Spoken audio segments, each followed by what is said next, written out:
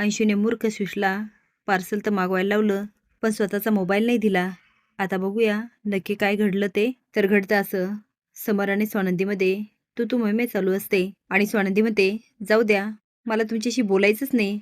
आता यापुढे मी एक शब्दही बोलणार नाही. समर म्हणतो, तू माझ्याशी बोलल्याशिवाय राहू शकत नाही. नाही बोलणार ना? ती म्हणते नाही. तेव्हा समर म्हणतो, स्वानंदी मॅडम. ती म्हणते काय? तो म्हणतो, बघा बोलल्या. आता दोघांमध्ये छान प्रेम फुलत असतं. मल्लिकाने अंशुमनला सांगितलेलं असतं की सुष्मितावर लक्ष ठेवायचं, पण मोबाईलच्या नादामध्ये तो काही लक्ष ठेवत नाही. पार्सलवाला घरी येतो आणि नेमकी आजीला म्हणतो, हे जेवणाचं पार्सल आहे. आजी म्हणते, जेवणाचं पार्सल हे कोणी मागवलं? तो सांगतो, सुष्मिता राजवाडे. आजी म्हणते, अरे हिने जेवण बाहेरून का मागवलं? तेवढंच स्वानंद येते आणि म्हणते, काय झालं आजी? आजी म्हणते, अगं सुष्मिताने बाहेरून जेवण मागवलं. स्वानंदी म्हणते, पण घरात तर जेवण बनवलं ना, ते आता वाया जाणार. आजी म्हणते, तेच ना, हिला मागवायचं होतं तर हिने सांगायला हवं होतं. तेवढ्यात सुष्मिता येते आणि पार्सल घेऊन म्हणते, हे माझं आणि अंशुमनचं आहे. आज आम्ही दोघं जण आमच्या रूममध्येच जेवणार. मल्लिका म्हणते, हो आई, मीच त्यांना सांगितलं. नाही म्हणजे मी अंशूला सांगितलं होतं तिला जेवायला बाहेर घेऊन जा, पण त्यांनी घरीच मागवलं. काय आहे ना, त्यांचं नवीन लग्न झालं, म्हटलं एकमेकासोबत तेवढंच वेळ घालवतील. आता आजी आणि स्वानंदी काहीच बोलत नाही. दुसऱ्या दिवशी स्वानंदी उठते, पण समरशी एक शब्दही बोलत नाही. तो मात्र सारखा स्वानंदी मॅडम करत असतो. तो तारे हो, तू माझ्याशी एक शब्दही बोलणार नाही ना?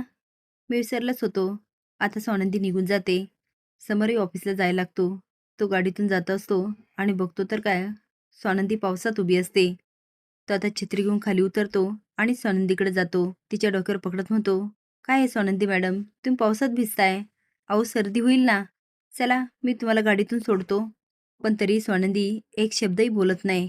ती आता गाडीत बसते आणि बाहेरचं दृश्य बघून एकदम खुश होते आणि म्हणते, किती मस्त पाऊस पडतोय. समोरून तो बोलला, स्वानंदी मॅडम तुम्ही बोललात. स्वानंदी तर गाडी थांबवायला लागते. समोरला वाटतं त्यांना रागच आला. तो म्हणतो, स्वानंदी मॅडम तुम्हाला राग का आला? मी तर काहीच बोललो नाही, तुम्हीच बोललात.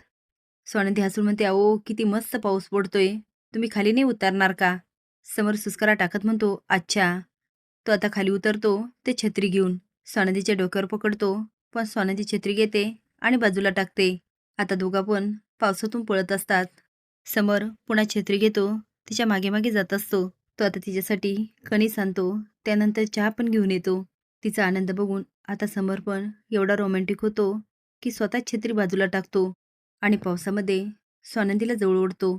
इकडे मल्लिका म्हणते, अंशू तुला काय सांगितलं होतं सुशला बाहेर घेऊन जायचं? अंशू म्हणतो, प्लीज मॉम, हे मला करायला सांगू नको, ती जाम बोर आहे ग. अंशू त्याच्या रूममध्ये जातो, तर सुशने छान तयारी केलेली असते. खरं तर ते सगळं बघून तो जाम बोर होतो. आता बघूया सुशच्या प्लॅनची तो कशी वाट लावतो. दिलीप घरी जातो. मंदाकिनी म्हणते, झालं झालं तुमचं समाधान? जे काय सांगायचं ते माझ्या सुष्मिताला, तुमच्या मुलीला काही सांगू नका. अहो माझी मुलगी नाही, तुमची मुलगी माझ्या मुलीला त्रास देते. बाब म्हणतात, हे काय लावलं, तुझी मुलगी माझी मुलगी? मंदाकिनी म्हणते, हो आहेच तसं. बिचारी माझी सुष्मिता त्या स्वानंदीमुळे किती दुःखी आहे. अहो तिला साधं कळत नाही, तिची लहान बहीण आहे, तिने किती जीव लावायला पाहिजे. पण काय केल्या, सावत्र ते सावत्रच. हे बघा मी सांगून ठेवते, आता माझी सुष्मिता तिचं काही ऐकून घेणार नाही. बाब म्हणतात, तू बोलूच नको, तुझ्याकडून कुठलीही अपेक्षा नाही. अगं जी आई आपल्या मुलांमध्ये भेदभाव करते, तिच्याकडून काय अपेक्षा ठेवणार? आदिरा म्हणते, आई तुम्ही असं का करताय? नंदुताई किती चांगली आहे आणि घराचे अधिकार आजीने तिच्याकडे दिले, ते अगदी योग्य केलं. मला विश्वास आहे ते घर नंदुताई छान सांभाळेल. मंदाकिनी म्हणते, बोला बोला, माझ्या सुष्मिताला सगळेच बोला. असेच नवीन अपडेट जाण्यासाठी लाईक आणि सबस्क्राईब करा. धन्यवाद.